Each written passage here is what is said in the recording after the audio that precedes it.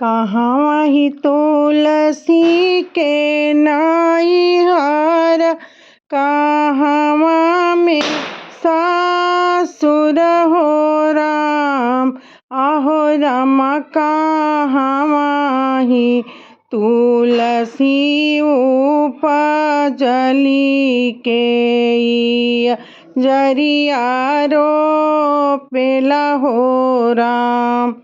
गोकुल में तुलसी के नैहर, मथुरा में सासुर हो राम। आहो राम कुरुक्षेत्र तुलसी उपजली, मलहोरिया जरिया रोपेला हो राम। आहो राम कुरुक्षेत्र तुलसी उपजली, त पूजले नारायण हो राम।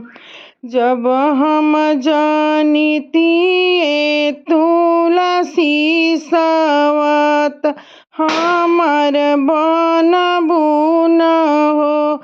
ए तुलसी तोहरा के जड़ से उखड़ती, त जमुना बीचे फेंकियती हो।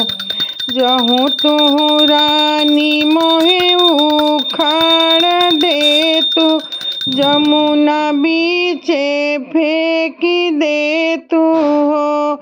ए रुक्मिणी बन जैती सुंदर नैया, त खेते नारायण हो। जब हम जानिती तुलसी सवतिया, हमर बनबू सवतिया, हमर बनबू न हो।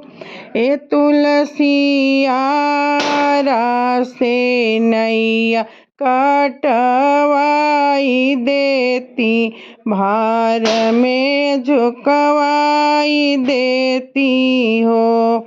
जहूँ तुहु रानी मोहे कटाई दे तू, भार में झुकाई दे तू हो।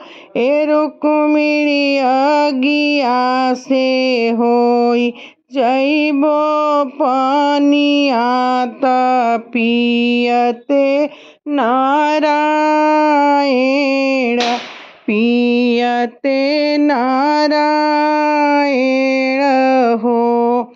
ए राम कमन बिरिछवा में उपजेलु तुलसी, त पूजले नारायण हो।